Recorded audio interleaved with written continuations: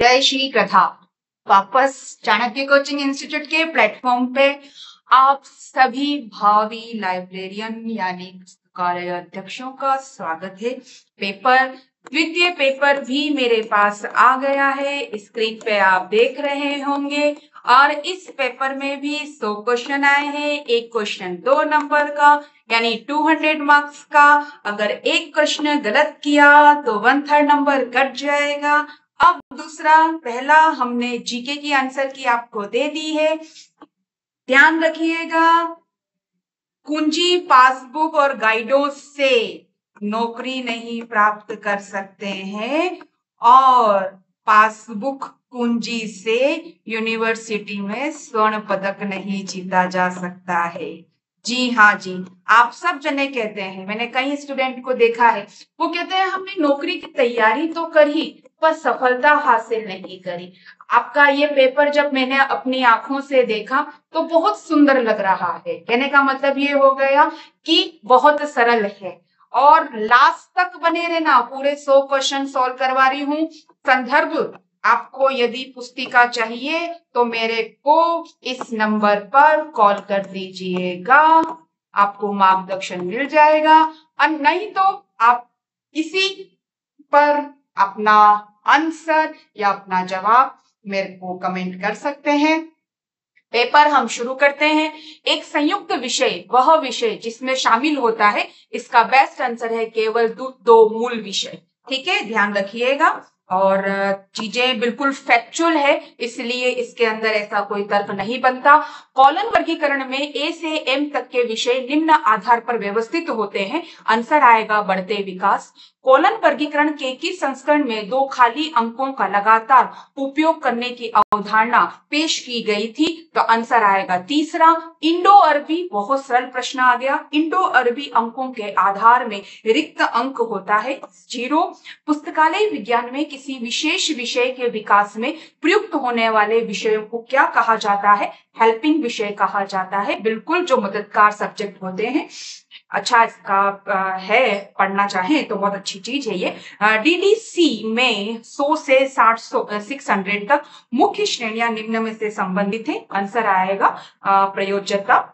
UDC सार्वभौमिक दशमलव वर्गीकरण की रूपरेखा का संशोधित रूप में उपयोग जिसने किया था, उसका आंसर है डेवी दशमलव वर्गीकरण, डीडीसी। ठीक है। कैटलॉग शब्द की उत्पत्ति यूनानी शब्द से हुई है। इसका जो आंसर आएगा, वर्ड जो है कैटालोगस। बहुत सरल प्रश्न है।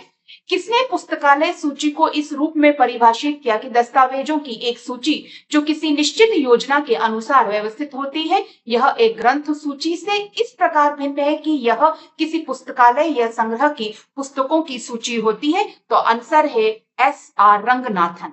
जी हाँ, पुस्तकालय, बड़ा अच्छा प्रश्न है। एक पुस्तकालय सूची कार्ड का सार्वभौमिक रूप में अपनाया गया आकार क्या है? 12.2 सेंटीमीटर से 7.2 सेंटीमीटर। बहुत अच्छा प्रश्न है। नेक्स्ट, वेब वर्गीकरण पद को इस नाम से भी जाना जाता है। बिल्कुल, ऑन्कोलॉजी के नाम से भी जाना जाता है, ध्यान में रखिएगा। फिर हम आते हैं पुस्तकालय वर्गीकरण, जो बात करेंगे। पुस्तकालय वर्गीकरण में CRG का जो पूर्ण रूप है वो क्या चीज है? और पूर्ण रूप आएगा क्लासिफिकेशन रिसर्च ग्रुप। फ्रांसीसी बेकन द्वारा दी गई बेकनियन वर्गीकरण प्रणाली निम्न का उदाहरण है। तो आंसर आएगा ज्ञान वर्गीकरण।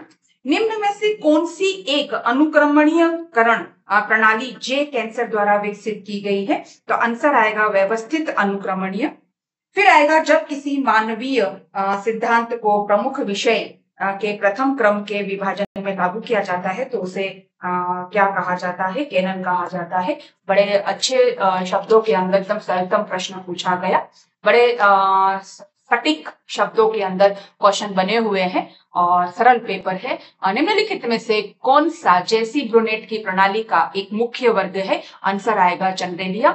Doctor S.R. रंगनाथन ने अपना वर्गीकरण सिद्धांत प्रतिपादित किया जिसे निम्न नाम से जाना जाता है। पुस्तकालय वर्गीकरण का गतिशील सिद्धांत। कॉलम वर्गीकरण का तीसरा संस्करण निम्न प्रकाशित हुआ है 1939 में। जब वर्गों को सामान्य से विशिष्ट एक श्रृंखला में व्यवस्थित किया जाता है तो ध्यान रखिएगा, घटता है विषय का विस्तार, बढ़ता नहीं है।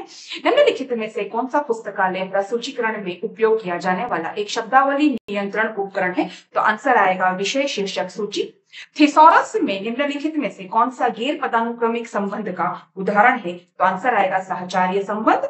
और एक ऐसी प्रसूची जिसमें विषय प्रविष्टि दस्तावेजों को वर्गीकरण संख्या के अनुसार व्यवस्थित की जाती है उसे कहा जाता है बिल्कुल वर्गीकृत प्रसूची। बड़े अच्छे प्रश्न है।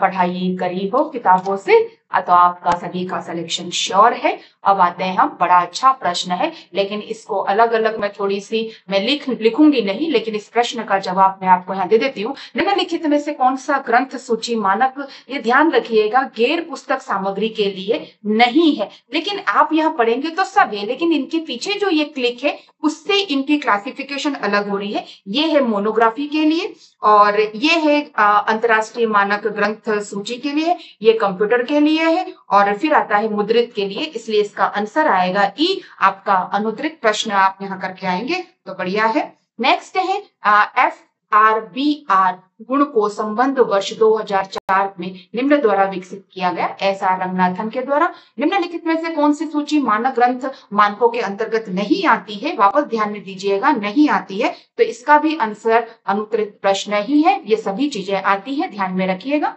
पुस्तकालय विज्ञान के संदर्भ में मार्क का पूर्ण रूप है? तो इसका आंसर है मशीन रीडेबल कैटलॉगिंग। फिर आता है ISBT जी वर्ष में प्रकाशित हुआ था 1977 में।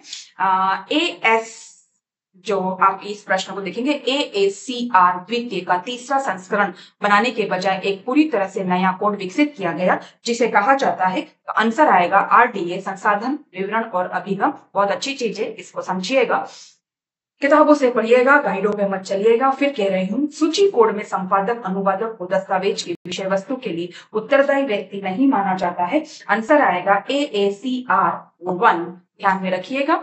नेक्स्ट है पुस्तकालय विज्ञान में RDA का पूर्ण रूप क्या है? तो इसका आंसर आएगा रिसोर्स डिस्क्रिप्शन एंड आर्काइव। फिर आएगा FRBR एक सकल्पनात्मक सत्ता संबद्धता निर्देश है जिससे डैश करके द्वारा विकसित किया जाता है। तो आंसर आता है IFLA। फिर आएगा AACR2R का संशोधित द्वितीय संस्करण किस वर्ष में प्रकाशित किया गया था? तो आंसर आएगा 1988। पुस्तक बिल्कुल सरल सरल प्रश्न है, वन लाइन क्वेश्चन की तरह है। और यदि आपने पुस्तकों के माध्यम से, फिर बात कर रही हूँ, पुस्तकों के माध्यम से अगर आपने पढ़ाई करी है तो आपके सिलेक्शन को कोई नहीं रोक सकता है। गाइडों को पढ़ना बंद कर दीजिए। मैं विशेष गाइडों का नाम नहीं ले रही हूँ, मैं गाइडों को पगडंडी के रूप में आइडेंटिटी करती हूँ और पुस्तकों को NH के रूप में बात करती हूँ, ध्यान में रखिएगा। आ जाइए, पुस्तकालय विज्ञान के संदर्भ में संक्षिप्त रूप में APUPA में U का अर्थ क्या होता है? तो अम्ब्रल होता है, ध्यान में रखिएगा। निम्नलिखित में से कौन सी विशुद्ध गणनात्मक वर्गीकरण योजना है? तो आंसर आएगा डेवी दशमलव वर्गीकरण। डेवी दशमलव वर्गीकरण योजना प्रथम बार निम्न वर्ष में प्रकाशित हुई थी या सामने आई थी 1876 में। कॉलम वर्गीकरण में T से Z तक विषयों को उनके निम्न क्रम में व्यवस्थित किया जाता है। तो ध्यान में रखिएगा, करती हुई प्रतियोगिता के अनुसार ध्यान में रखेंगे। UTC सार्वभौमिक दशमलव वर्गीकरण एक पुस्तकालय वर्गीकरण योजना है, किसके द्वारा विकसित की गई थी? बिल्कुल बहुत सरल प्रश्न, पॉल ऑटलेट एंड हैरी लॉफॉन्टेन के द्वारा। निम्नलिखित में से कौन सी वर्गीकरण योजना विषयों की व्यवस्था में विक्रमित बैकोनियन वर्गीकरण का उपयोग करती है? तो इसका आंसर आएगा CC यानी कॉलन वर्गीकरण। DDC डेवी दशमलव वर्गीकरण में प्रयुक्त संकेतन है, शुद्ध संकेतन है, बिल्कुल। कॉलन वर्गीकरण में मिस्टिज्म मुख्य श्रेणी को दर्शाने के लिए निम्न चिन्ह किस चिन्ह का प्रयोग करते हैं? बिल्कुल डेल्टा। UTC में दो वर्ग संख्या के क्रम को निर्धारित करने के लिए निम्नलिखित प्रतीक का उपयोग किया जाता है? बिल्कुल दोहरा कॉलन, ध्यान में रखिएगा। पुस्तकालय वर्गीकरण में संक्षिप्तता की विशेषता मानी जाती है। आंसर आएगा वर्गीकरण अनुसूची की लंबाई। हिमोनियन का सिद्धांत के अनुसार संकेत धरातल में एक वर्ग संख्या को क्या दर्शाना चाहिए? यह इसका आंसर जो है B है, यह उन विषयों को दर्शा सकता है जिनका समान अर्थ है। छोटे छोटे शब्दों से इनका आंसर चेंज हो रहा है, पढ़ते वक्त ध्यान रखिएगा। तो आपका प्रश्न पत्र बिल्कुल सही गया होगा। निम्नलिखित में से कौन सा कोलन वर्गीकरण में एम्प्टी अंक नहीं है? ध्यान रखिएगा, डी आंसर आएगा ए। डॉक्टर एस आर रंगनाथन ने विशेष वर्गीकरण योजनाओं को क्या कहा था? बिल्कुल इसको जो कहा था उन्होंने गहन डेप्थ वर्गीकरण योजना कहा था। जब ज्ञान जगत को पहली विशेषता क्रम एक की सारणी के आधार पर विभाजित किया जाता है तो निम्नलिखित विकसित होते हैं, तब आंसर आएगा मुख्य विषय।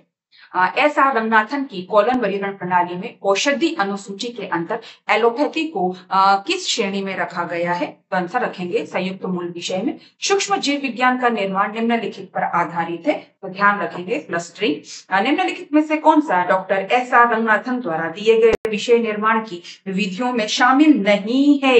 ध्यान रखिएगा, प्रश्न आपने नहीं पढ़ा है इसलिए गलत हो रहा है। लेमिनेशन ध्यान में रखिएगा। कॉलन वर्गीकरण के बाद संस्करणों में विषय निर्माण की क्लस्टरिंग विधि का नाम बदलकर कर दिया गया था विषय बंडल। बिल्कुल बहुत सरल प्रश्न है, एकदम फर्स्ट पेज सेकंड पेज पे ही इस चीज को लिखा गया है। मुख्य विषय सामाजिक विज्ञान को शिक्षा कानून आदि में विभाजित करने को क्या कहा गया है? विखंडन। नए विषय को श्रृंखला के अंत में जोड़ने की विधि को क्या कहा जाता है? बिल्कुल बेस्ट आंसर निकालना है अपन को, तो बेस्ट आंसर है बहिर्वेशन। फ्यूजन और सब्जेक्ट में कितने विषय उपलब्ध हैं? यहाँ इसका प्रश्न का आंसर अनुत्तरित है, ये ध्यान में रखिएगा, क्योंकि हमें फ्यूजन और सब्जेक्ट दिया, इसको किसी भी विषय में उपलब्ध नहीं किया जा सकता। इसकी पूरी एक गणित है, आप फोन करेंगे तो मैं आपको समझा दूंगी।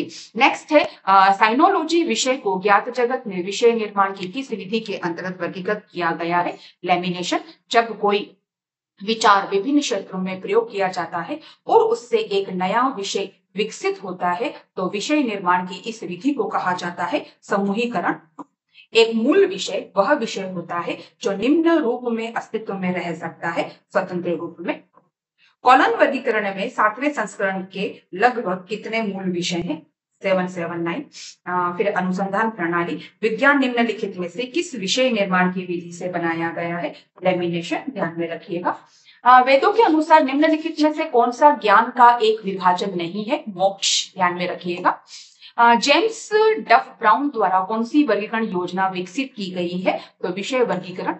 डॉक्टर एस आर रंगनाथन द्वारा प्रस्तुत पुस्तकालय वर्गीकरण के गतिशील सिद्धांत में गतिशील शब्द का क्या अर्थ है? तो बिल्कुल ध्यान में रखिएगा, विभिन्न पुस्तकालयों के अनुसार अनुकूलन की क्षमता।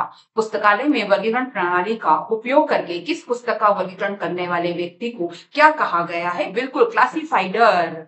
समनामों होमोनिम्स की समस्या का सामना वर्गीकरणकर्ता को करना पड़ता है, तब आंसर आएगा शाब्दिक धरातल पर। स्थायित्व का उपसूत्र यानी कैनन किस धरातल का हिस्सा है? ध्यान में रखेंगे वैचारिक धरातल। डॉक्टर एस आर रंगनाथन ने पुस्तकालय वर्गीकरण के कार्य को डैश धरातलों में विभाजित किया, बिल्कुल 3 भागों में। डॉक्टर एस आर रंगनाथन ने एक वर्गीकरण योजना को डिजाइन करने के लिए कितने कैनन बनाए थे? यहाँ एक भी प्रश्न का इसका आंसर नहीं है, अनुत्तरित आएगा, आंसर आता है 42। ध्यान में रखेंगे।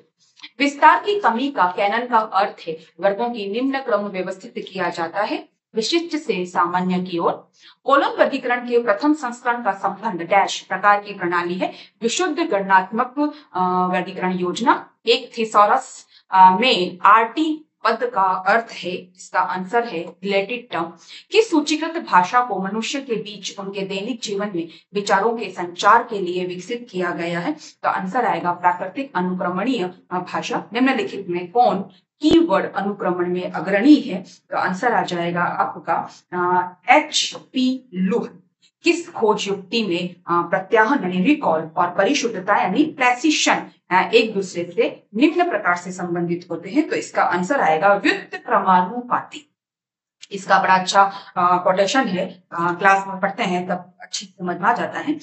LCSH के 1910-14 में आने के पश्चात निम्नलिखित में से कौन सी विषय शीर्षक सूची बंद कर दी जाती है? तो इसका बेस्ट आंसर है ALA विषय शीर्षक सूची। अब आ जाइए, निम्नलिखित में से कौन सी डॉक्टर एस आर रंगनाथन द्वारा श्रृंखला अनुक्रमणीयकरण में दी गई कड़ी नहीं है? ध्यान रखना, अंडरलाइन कर दिया मैंने, वो है मिथ्या कड़ी। पुस्तकालय विज्ञान के संदर्भ में प्रेसिस में C अक्षर किसको दर्शाता है? कंप्यूटराइज्ड को। प्रेसिस में एक विक्रमित स्वरूप उपयोग लिया जाता है, बिल्कुल। निम्नलिखित में से कौन सा भूमिका प्रचारक दस्तावेज शीर्षक के प्रमुख पद के रूप में प्रकट किया जाता है? 1 पॉक्सी एक अनुक्रमणीय भाषा निम्न द्वारा विकसित की गई है, तो आंसर आएगा doctor Ganesh Bhattacharya. Free floating sub division किसका एक भाग है, तो बिल्कुल सी आंसर आएगा, विषय अनुक्रमण के लिए संरक्षित वस्तु प्रोटोकॉल, शॉर्ट में PRECIS। नेक्स्ट, एक थिसॉरस पदों के बीच निम्नलिखित संबंध को व्यक्त करता है। शब्दार्थ विषयक संबंध। राष्ट्रीय पुस्तकालय कोलकाता अपनी सूची किस रूप में छापता है, बिल्कुल इसका प्रश्न जो है हमेशा एग्जाम में पिछली बार भी लाइब्रेरी में पूछा गया था, और वह आंसर है आपका मुद्रित पुस्तक रूप, लगा लीजिएगा। प्रश्न पत्र आप लोगों का बिल्कुल इस तरह से आया है, लाइन टू लाइन, लेकिन फिर कह रही हूँ गाइडों से यदि आपने पढ़ा है तो आपका पेपर गड़बड़ हो गया है, ये ध्यान रखिएगा। बिल्कुल पुस्तकों से, मान्यता प्राप्त पुस्तकों से ये प्रश्न बिल्कुल सरल सरल लैंग्वेज में पूछे गए हैं। निम्नलिखित में से कौन सा भौतिक रूप में प्रसूची का एक उदाहरण नहीं है। मैंने नहीं पे पहले ही, मैं क्लास में हमेशा कहती हूँ नहीं है, क्यों है, कैसे है, कब है, इन शब्दों को अंडरलाइन जरूर करिएगा। तो इसका आंसर है, बड़ा मिसगाइड करता है, लेकिन आंसर आएगा D, online publication access catalogue, ध्यान रखिएगा। ऑपे वर्गीकृत सूची कोड में डैश एक ऐसी अंक प्रविष्ट है जो किसी दस्तावेज के एक भाग की केवल वर्ग संख्या प्रदान करती है। बिल्कुल इसको हम बहुत अच्छी तरह समझते हैं, क्लास इंडेक्स एंट्री, जब भी मैं ये क्लास लेती हूँ तब ये पूरा वर्ग सूचकांक प्रविष्टि आप लोगों को बताती हूँ, तो ध्यान रखेंगे तो ये बहुत अच्छी तरीके से हमारा आंसर सही होता है। सूचीकरण के मानक सिद्धांत निम्न द्वारा दिए गए, बिल्कुल सरल प्रश्न आ गया। SR रंगनाथन। टोटल हमारी पढ़ाई इनके आधार पर है, परम गुरुदेव कहती हूँ मैं तो इनको, इस चीज इनको पढ़ लो, जब हमें लाइब्रेरियन का पेपर निकालने में कठिनाई कभी नहीं होगी। डॉक्टर SR रंगनाथन के अनुसार दूसरे क्रम की सारणी में आने वाले विषयों पर लागू किए नियमों को कहा जाता है, तो बिल्कुल इनका आंसर है सिद्धांत, प्रिंसिपल्स, क्योंकि हर चीज का नाम से मालूम चल रहे हैं, इनके प्रिंसिपल्स, रूल्स एंड रेगुलेशंस बहुत अच्छी तरीके से बताए गए हैं। निम्नलिखित में से कौन सा एक कैनन डॉक्टर SR रंगनाथन द्वारा दिए गए कैटलॉगिंग के परिचय में से है, तो बिल्कुल इसका आंसर यहाँ हमें बिल्कुल क्लियर दिखाई दे रहा है, दूसरे नंबर का स्पष्टता का कैनन। कैटलॉगिंग सिद्धांतों पर बिल्कुल सरल प्रश्न आ गया, आपको ईयर निकालना है। कैटलॉगिंग सिद्धांतों पर अंतरराष्ट्रीय सम्मेलन ICCP जो पेरिस में आयोजित किया गया था, कब आयोजित किया था, 1961 में। निम्नलिखित में से कौन सा अंतरराष्ट्रीय ग्रंथ सूची विनिमय प्रारूप का उदाहरण नहीं है, फिर ध्यान रखिएगा, प्रश्न में नहीं की बात कर ली है और आप लोग इस चीज में बिल्कुल कंफ्यूज हो जाएंगे, ध्यान में रखिएगा। FRPR, ठीक है ना, फ्रॉड, इस तरीके से याद करके रख लो, तब भी वो चीज हो जाती है, लेकिन बड़ी दिक्कत आ जाती है, पेपर और एग्जाम माहौल इतना टफ होता है कि सरल सरल प्रश्न भी गलत हो जाते हैं। मूल मार्ग प्रारूप डैश के द्वारा 1960 के दशक के मध्य विकसित किया गया था, बिल्कुल इसका आंसर जो है लाइब्रेरी ऑफ कांग्रेस। नेक्स्ट, निम्नलिखित में से कौन सा मार्क यानी टैग शीर्षक के लिए होता है, ध्यान में रखेगा 245। पहली इंडेंटेशन कार्ड के बाएं हाशिए डैश स्थान छोड़कर शुरू की गई थी, तो इसका आंसर आएगा 8। साइंस की विषय सूचक सूची पहली बार निम्न वर्ष में प्रकाशित की गई थी, बहुत सरल प्रश्न है, किताबों के अंदर इसको बहुत अच्छी तरह से हाईलाइट कर रखा है, 2-3 बार एग्जाम में भी रिपीट हो गया, 1923। 2 पंक्ति 3 भाग, बहुत बार प्रश्न आ चुका है ये। प्रविष्टि संरचना का पालन निम्न में किया जाता है, बिल्कुल प्रेसिस में। प्रेसिस की पहली बार उपयोग निम्न द्वारा किया जाता है, आंसर आएगा BNB, ब्रिटिश राष्ट्रीय ग्रंथ सूची। विज्ञान उद्धरण सूचकांक यानी SCI, ठीक है, निम्न द्वारा विकसित किया गया है, बिल्कुल यूजिन गार्फील्ड। वर्णानुक्रमिक सूची में विशेष शीर्षकों के लिए नियमों का निर्माण किसके द्वारा किया गया है, CA कटर। और हॉब्स के वर्गीकरण में ज्ञान को व्यवस्थित करने के लिए डैश अनुक्रम का पालन किया जाता है, तो सामान्य से विशिष्ट विषय। दार्शनिकों ने ज्ञान को 3 श्रेणियों में विभाजित किया, निम्नलिखित में से कौन सा इसका हिस्सा नहीं है, वापस इन्होंने नहीं की बात कर ली है, तो आंसर आएगा पर्यावरण ज्ञान। ज्ञान जगत, ठीक है, और सबसे उपयुक्त विकल्प चुने, बिल्कुल उन्होंने बता दिया, निरंतर बढ़ता रहता है, ध्यान में रखिएगा। ज्ञान जगत का काम ही है, कोई ये कहता है ना मैं सब कुछ जानता हूँ, मैं समझ जाना, वो जीरो हो गया, खत्म हो गया। वो जो कुछ नहीं जानता है उसकी निरंतरता बनती रहेगी और वो इन्फिनिटीज की ओर चला जाएगा। मोक्ष निम्नलिखित ज्ञान वर्गीकरण में एक श्रेणी है, वैदिक वर्गीकरण के अंदर, और ज्ञान जगत में निम्नलिखित में शामिल है, तो इसका आंसर आएगा मूल विषय और केंद्रित विचार। ध्यान रखिएगा, पेपर बहुत सरल आया है, 100 क्वेश्चन है। इसके अंदर भी मान के चलिए 90 क्वेश्चंस हर व्यक्ति के सही हो रहे होंगे और 90 क्वेश्चन के नंबर, यानी कहने का मतलब 200 मार्क्स में से 180 नंबर जिसके आ रहे होंगे, सिलेक्शन श्योर है। बेफिक्र होकर अपनी नौकरी और मिठाई की व्यवस्था कीजिए।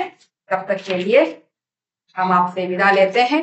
फिर और इसमें कोई भी आपको संदर्भ पुस्तिका चाहिए या आपको इसका रेफरेंस चाहिए कि ये कहाँ से है, कैसे पढ़ सकते हैं और आगे तैयारी कैसे कर सकते हैं, तो आप जरूर संपर्क कीजिएगा।